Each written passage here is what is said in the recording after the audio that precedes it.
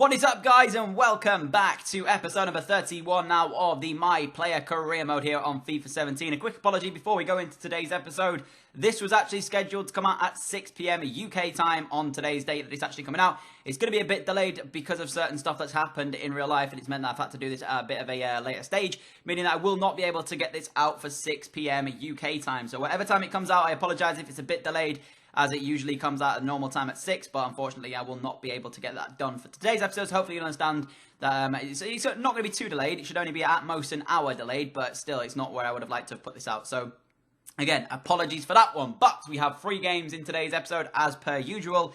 During the My Player ones, it's normally live as well, but at the time of recording this, it was quite late at night, and I didn't want to wake up anybody in the house, so therefore, I decided I was going to do these as post-commentaries, a bit of a change from the usual, what we normally do in terms of our My Player series. The first game, we kick off here against Villarreal, and it was going to be an interesting one because we've managed to get into the position to be able to get ourselves a few goals on the board. Now, if you remember a few episodes ago, I forgot to save it, meaning we had to restart, meaning that, of course, we missed the first part of the season because I simmed it and meant that we only played, I think now we've only played 2 games so far in the league. So we're not doing too badly for ourselves in terms of positioning right now for Valencia, so it's not too bad there as well. But Villarreal have a decent side, but you can see us coming out here. We've obviously got a very strong front three at Valencia. We know all about them from the last season. We managed to hit a goal-a-game ratio in the last season at Valencia in the 6 months that we were here. I'm looking to do a similar sort of thing this year. I said to you guys, if we can hit the 1 goal-to-game ratio, that I see no reason as to why, in my opinion, we can't be named as the world's best player along the likes of Ronaldo and Messi. We scored in the World Cup final, of course, to win England the World Cup for the second time since 1966, when we, of course, won it for the first time. Or rather, well, yeah, we won it for the second time in last World Cup. But you can see the Villarreal team on your screen there. Very strong team all across the board. They have some very, very good players. And by the way, guys, to note as well, this one was actually played on Legendary. I said I'd be playing a game on Legendary in the next episode. So here is that game on Legendary. I think 2 of the 3 games in today's episode are on Legendary difficulty. This is the first, and I think the next one of the episode is also Legendary. But the first chance of the game did fall our way here in the 17th minute. I found myself some space in the edge of the area, looked for a pass, I found it, and it came back to me, and a fantastic effort pushed away by Arsenio in the Villarreal goal, and meant that we weren't 1 up in the game. From the resulting corner, it gets whipped in here. I think it was into an area in which I was actually stood, but couldn't quite win the header. Keeper comes and punches, and the effort from the man on the edge of the area was extremely poor, high and wide of the goal. It took right until the second half for anything else to happen in this one, 84 minutes. I end up playing a nice little ball back to my teammate here, and we end up giving the ball away very, very cheaply. Sloppy possession here. It's a nice bit of a passing, but nowhere, we weren't really going anywhere with it, It's annoying as hell when you have this happen to you in the My Player series. You're just, powerless. You can't really do anything, and when your team give up possession like that, and then they can counter-attack on you, it's very, very lucky the way they get through, but a fantastic run being made off the ball. Questions of offside there. The referee did not give it, and a fantastic finish at the end of it meant that Villarreal was actually going to defeat us by a 1-0. On the 88th minute of the game, they scored to make it 1-0. Soldado celebrating there, of course, formerly of Tottenham, so we know all about him. But it was frustrating because it was needless. It was stupid. It was absolutely idiotic to give away the ball in an area where we did, and my teammates have themselves to blame for that. It was stupid. We didn't need to give away the ball there, but a fantastic run nonetheless from the player. There is a question of offside, like I said, but of course, must have not been offside, otherwise it would have been given. There was chance, though, for us to try and get a late equaliser in this one. Straight from kickoff, we were put onto all-out attack, so everybody committing men forward. I asked for the ball to be played, get it played. I'm involved heavily in this move, but unfortunately, there was no finish at the end of it. You can see a nice little run past the defender there. I ask it to be played back inside in a second. You're going to see it comes to me in the end. I feed it off to the oncoming centre midfielder, but the strike goes wide of the post, and unfortunately, we weren't 1-0 or 1-0 in this game, and we lost it by a 1-0.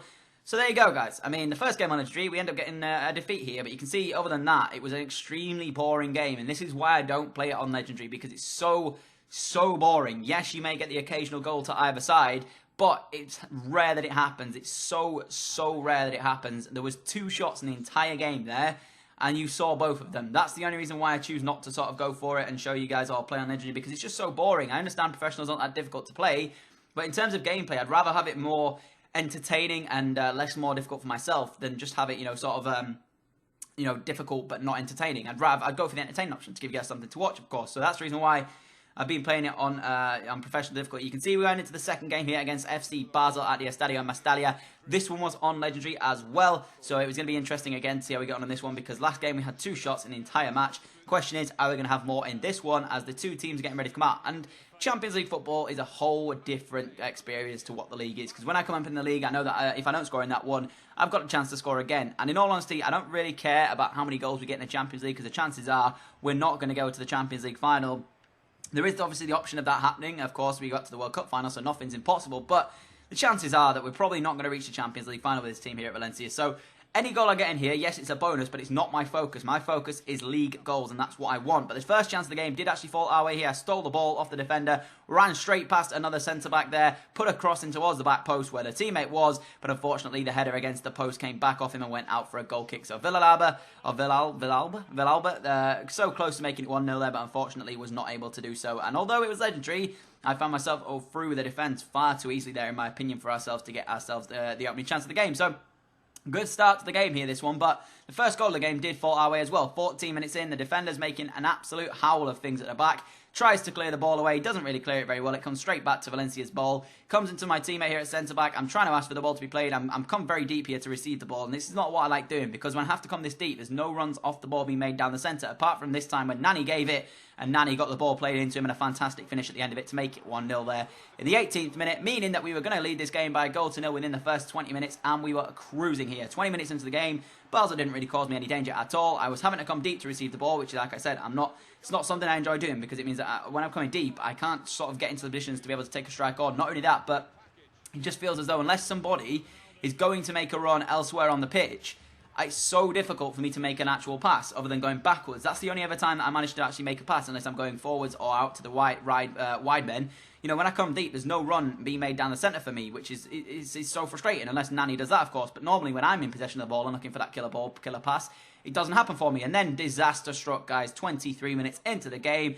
I have no idea why my player got back to his feet and then decided to fall over again, but he did fall over again, and that was all the game said for us. So unfortunately, guys, we are injured, and we do miss 2 months of games right now, because this injury actually keeps me out for 2 months. So there you go. I watched the rest of the match just to show you what happened in the rest of the game, and Basel did, in fact, get an equalising goal. They were poor throughout, but in the end managed to get a goal back for themselves. It came in the 88th minute at the hands of an own goal, I do believe, in the end, but it's a fantastic Basel move. Nice little passing play to get themselves into a position to take the strike on. Strike came in. It was deflected into the top corner, but nonetheless, Basel got themselves the equalising goal in the 90th minute of the game. They had 1 shot in the entire match. It was off target up until the deflection came in from our teammate there to take it into the top corner. And agonisingly, we were going to draw the game and only pick up a point. So unfortunately, guys, the Champions League hasn't really been very good for us, have it, so far? So we picked ourselves up an injury there.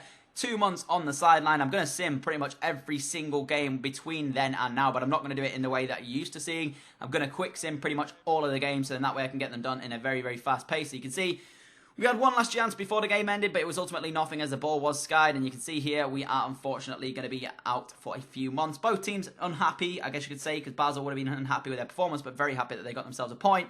Us, on the other hand, I'm absolutely agonised that not only did we not get the win, or even a draw, we didn't get the win out of that game, but not only that, I'm injured. So, you know, it's so a double blow effectively there for us, which is very, very frustrating. But you can see Basel had 1 shot and it wasn't even on target. So to come away with a 1-1 draw, if I was in Basel's shoes, I'd be thrilled with that one. But you're going to see in a second here, it does in fact say enforced break, and it is around that 2 months that I did in fact tell you guys. There you go, almost cleared to play though. We were back pretty much after this one. You're going to see every single game between then and now as what the games finish here. I think I'll show you in the season mode, as I did quick sim them throughout this, and you're going to go through these quite quickly, so unfortunately I'm going to try and talk you through them. There, of course, was the Basel draw. Levante we beat by 2-1. Then we had Valladolid in the Cup, which we beat 4-1. I probably butchered that one there as well, so Copa de España, pretty sweet there, 4-1 victory. Took on Malaga in the league and beat them 2-1. We then took on PSG and drew 1-1 there as well, so not too bad for that one. We beat Bilbao by 2-1. In terms of internationals, we beat Australia and then I believe Ireland. We drew with Guion, 2-2, and we lost to Baz, I think, 2-1 in the end in the second game there in the group stage, which I'm a bit frustrated about. The fact that we played them off the park there, but unfortunately lost in the second game was a bit frustrating. But we then beat or lost to Sevilla, I think, 3-1. I could be wrong there, though. And then we took on Villalba in the second leg, and we beat them 2-0. Beat Granada 2-0. We then beat Inter Milan, I do believe. Went on to beat Osasuna, and then I think the final game before we're back, we actually played Betis, and I can't quite remember the way that game ended. So you can see we've got one game left here in terms of the episode, and it does come in the Copa de España against, I do believe, is it Levante? I think we're playing next in the Copa de España, which isn't too bad because it should be quite a comfortable game to come back to, and hopefully grab ourselves a couple of goals in that game just to get myself back to the form that I know I'm capable of, and the form that we were reaching before we in fact left through an injury. So, you know, I'm looking at it, I'm thinking to myself, provided that we come here, we at least put in a good performance, so we at least, you know, maybe assist a goal, even if we don't end up scoring from one. As long as we do a little bit of work in terms of chances created, I'll be pretty happy with that one. So you can see Levante is the team we are playing against in the Copa de España at home at the Estadio Mestalla.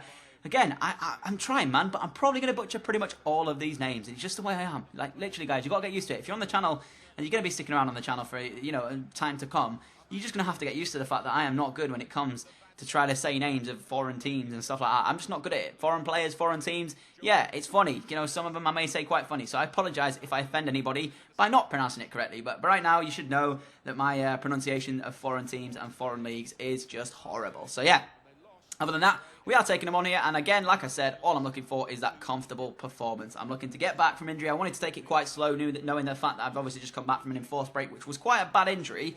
2 months on the sideline is not something that you want to have as a player. So you can see the team there.